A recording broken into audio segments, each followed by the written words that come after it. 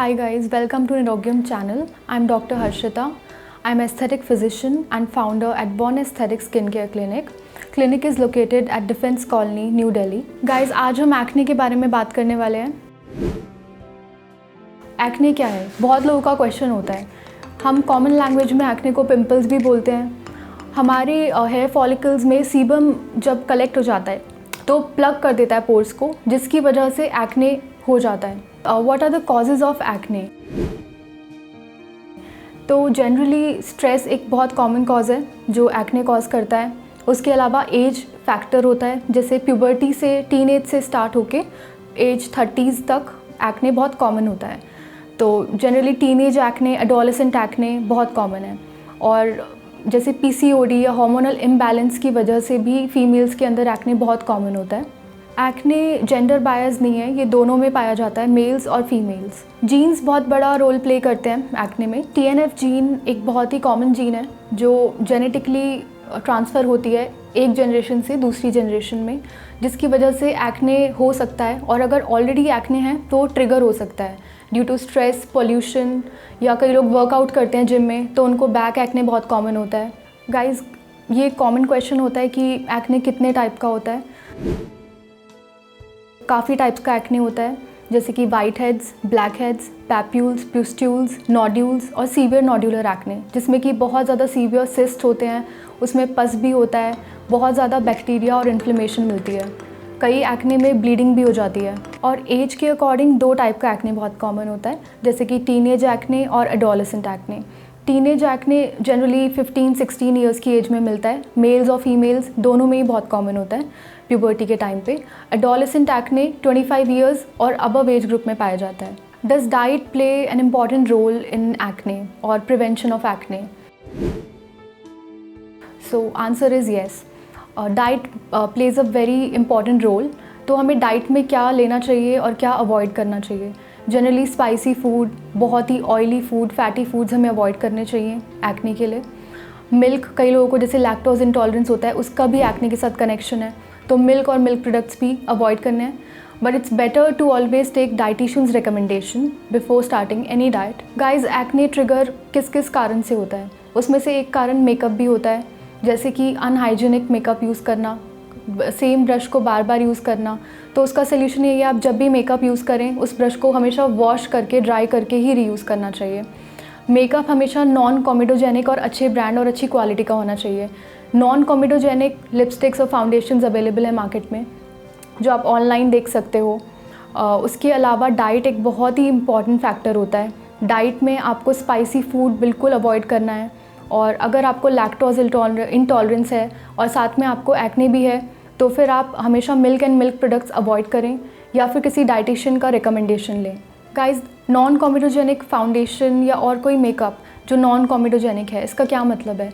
इसका मतलब ये है कि उस मेकअप के अंदर ज़्यादा ऑयल नहीं होगा, या ऑयल बेस्ड फाउंडेशंस नहीं होंगे, ऑयल बेस्ड BB क्रीम या CC क्रीम्स नहीं होंगे, और होंगे तो बहुत ही लेस क्वांटिटी में होगा, या फॉर्मुलेशंस उसी रेशियो के अकॉर्डिंग होते हैं कि एक्ने पेशेंट्स इसको यूज़ कर सकता है और वो उनके लिए सेफ़ होता है और एक्ने की प्रिवेंशन में भी हेल्प करता है। गाइज़, आप एक्ने को कैसे प्रिवेंट कर सकते हो? अगर आपको पता है आपकी ऑयली स्किन है, या आपको पहले कभी पास्ट हिस्ट्री रही है एक्ने की, या फैमिली हिस्ट्री है एक्ने की, तो आप क्या ऐसी चीज़ें कर सकते हो अपने डेली रूटीन में कि आप प्रिवेंट कर सको एक्ने को? पहली चीज़ है, हमेशा बेड टाइम से पहले रात में आप फेस वॉश करके सोएं। तो जो भी आपका पूरा दिन का पोल्यूशन या डस्ट ट्रैप होता है आपके पोर्स में, रात को हमेशा बेड टाइम के टाइम जब आप फेस वॉश करेंगे तो वो सारा का सारा क्लीन हो जाएगा, जिससे कि एक्ने होने के चांसेस कम हो जाते हैं। उसके अलावा आप हमेशा हाइजीन मेंटेन करें। फेस टॉवल आप हमेशा अलग रखें, बॉडी टॉवल हमेशा अलग होना चाहिए। ऐसा आप हाइजीन मेंटेन करेंगे तो एक्ने के चांसेस बहुत कम हो जाएंगे। So guys, I will tell you about how to treat acne. Medical treatment में जनरली टैबलेट्स और फेस के लिए टॉपिकल प्रोडक्ट्स होते हैं, और कुछ प्रोसीजर्स भी होते हैं, जैसे कि केमिकल पील या फिर क्यू स्विच लेज़र से कार्बन पील हो सकता है। तो फर्स्ट लाइन ट्रीटमेंट होता है टॉपिकल एप्लीकेशन ऑफ प्रोडक्ट्स और टैबलेट्स। जो टैबलेट आइसोट्रेटिनोइन 10 mg होती है, वो सिर्फ डॉक्टर्स के प्रिस्क्रिप्शन से ही आप ले सकते हो, अदरवाइज़ वो नहीं आप ले सकते। आइसोट्रेटिनोइन के कुछ साइड इफ़ेक्ट्स भी होते हैं, तो वो प्रेगनेंसी और लैक्टेशन में नहीं लेना चाहिए, और इसीलिए बोला जाता है कि वो डॉक्टर्स के रिकमेंडेशन से ही आपको लेना चाहिए। उसकी अलग अलग डोजेज़ भी आती हैं, जैसे कि 10 mg 20 mg। वो डिपेंड करता है कि आपको माइल्ड टू मॉडरेट एक्ने है या सीवियर एक्ने है। उसके अलावा आप स्टार्ट कर सकते हो एडाप्लिन जेल 0.1% अगर माइल्ड टू मॉडरेट एक्ने है। ये आपको फेस वॉश के बाद नाइट में अप्लाई करना है। अगर आपको सीवियर एक्ने है तो आपको आइसोट्रेटिनोइन 0.025% जेल नाइट में फेस वॉश के बाद अप्लाई करना है। एक्ने के लिए एक बेसिक स्किन केयर रूटीन होना चाहिए, जिसके अंदर salicylic acid based foaming face wash होना चाहिए और मॉइस्चराइज़र और non comedogenic sunscreen SPF 50+ PA triple+ होना चाहिए। ये आप हमेशा चेक करें जब भी आप सनस्क्रीन बाय करें। एक्ने के लिए बहुत ही कॉमन प्रोसीजर होता है जो कि है केमिकल पील। सैलिसिलिक एसिड 20% या 30% based on off your severity of acne, तो हम उसके अकॉर्डिंग ही केमिकल पील करते हैं, जो कि क्लिनिक में एक एक्सपीरियंस डॉक्टर या एस्थेटिक फिजिशियन के द्वारा ही किया जाता है। आजकल जैसे हम देखते हैं काफ़ी व्लॉगर्स या यूट्यूबर्स प्रमोट कर रहे हैं स्किन केयर प्रोडक्ट्स, तो मैं काफ़ी मिथ्स आज आपके ब्रेक करने वाली हूँ। जैसे कि आप रेटिनॉल के साथ सैलिसिलिक एसिड कॉम्बिनेशन कभी नहीं करें। ऐसे ही रेटिनॉल के साथ विटामिन C कभी नहीं अप्लाई करना चाहिए, जो कि और ज़्यादा आपकी एक्ने को ट्रिगर कर सकता है। आप कौन सा कॉम्बिनेशन यूज़ कर सकते हैं इसकी जगह, वो है रेटिनॉल के साथ नाइसिनामाइड। और जैसे कि क्ले मास्क या मुल्तानी मिट्टी के मास्क जो होते हैं बहुत ही आजकल कॉमन मिलते हैं ऑनलाइन, या आप घर पे भी मुल्तानी मिट्टी कई लोग प्रमोट करते हैं एक्ने के लिए, जो कि एक बहुत ही गलत है, जो ट्रिगर करता है एक्ने को। तो गलती से भी मुल्तानी मिट्टी या क्ले मास्क का प्रयोग ना करें। अगर आपको एक्ने बहुत ज़्यादा लंबे समय से है और वो प्रिवेंट भी नहीं हो रहा है, जो चीज़ें मैंने मेंशन की उसके बाद भी अगर आप ये प्रोडक्ट्स अप्लाई कर रहे हैं फिर भी कंट्रोल नहीं हो रहा है एक्ने, तो आप एस्थेटिक फिजिशियन या डर्मेटोलॉजिस्ट को ही जाके दिखाएं। खुद से कुछ भी प्रोडक्ट ना लगाएं, ना यूट्यूबर्स ना ही कोई भी केमिस्ट के बोलने से कोई भी प्रोडक्ट लगाएं। अगर आप एक्ने टाइमली ट्रीट नहीं कर रहे हैं तो उसके बहुत ही गंदे कॉन्सिक्वेंसेस हो सकते हैं, जैसे कि एक्ने स्पॉट्स या एक्ने स्कार्स। एक्ने स्कार्स काफ़ी लंबे समय तक आपके फेस पे रह सकते हैं और कई बार वो परमानेंट भी हो जाते हैं अगर वो डीप हैं स्कार्स।